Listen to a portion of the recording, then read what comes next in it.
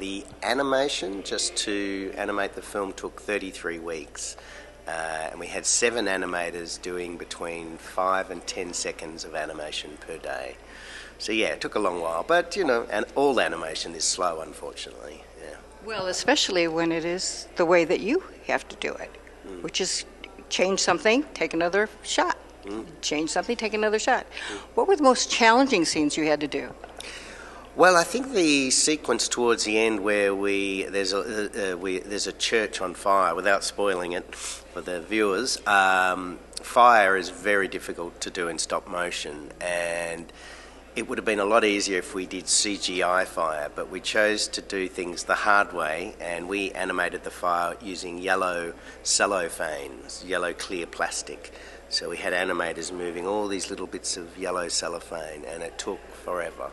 But the end result's very spectacular.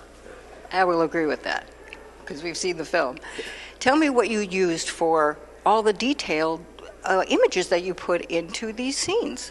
Well, the film's 4 basic ingredients, as I call them: clay, paper, wire, and paint. And we sort of stuck to those 4. We did, use other bits and pieces, but primarily the film is made of those 4 things. So we've got little Gracie here, and her mouth is clay. It's now a baked variety, and her hair is all wire that we glued in. Little antennas are wire. So yeah, we use a whole lot of different types of clays, but fundamentally they're all, clay. And this puppet alone took one of our team of artists took about a month to make this. So there's a lot of work goes into just one character, and there's 200 characters, 200 sets, and between 5,000 and 7,000 props in the film. So every single thing you see on the big screen or the little screen is something real and tangible and tactile, something you can hold in your hand. So there's not one single frame of CGI. Are you dressed like an ant? No, I'm a snail. Oh, funny. Life can only be understood backwards, but we have to live it forwards. Say cheese, Gracie. You talked about the big screen or the little screen. Every filmmaker today has to consider that handheld screen or the tablet. How have you changed your movie making style to accommodate for the different screens that people are going to watch? Absolutely. It's not like the old days where it was TV or the cinema or the drive-in, perhaps. So now, one thing we did was stick to the 1:185 screen ratio, because that's the most common. But what's frustrating too is now, because of social media, everything's vertical. And I always worry maybe in 100 years' time we'll go to the movies and the screens will all be vertical.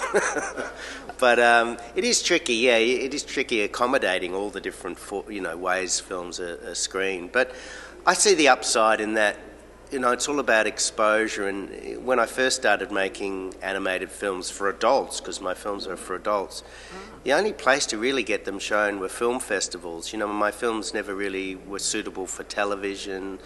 And whereas now, of course, we can watch any film we want in the palm of our hands. People call me Pinky because of this. Lost it dancing in Barcelona.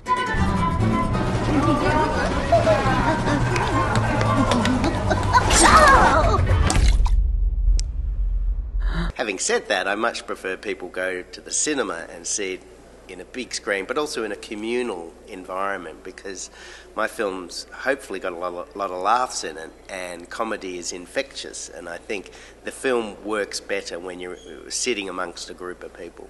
Well, let's talk about the characters and the writing, because you mix some dark parts of this film, or this story, and with comedy as well, and satire. Talk about that. Yeah, I love to, have a mix in my films of all types of comedy, but also tragedy. I always see the films as really trying to get a balance between the light and the dark, the highs and the lows. It's very yin-yang, and I like that sort of duality. My father, who was a vaudevillian, he was an acrobatic clown. His philosophy was very simple. He said, make them laugh, make them cry. and that's always stuck in my head. So that's what I try and do with every film, is to get a balance between the laughs but also the tears. You've made Gracie a very special character. What did you want most her to show as a person? I wanted Grace to be a character that everyone could identify with, male, female, old, young.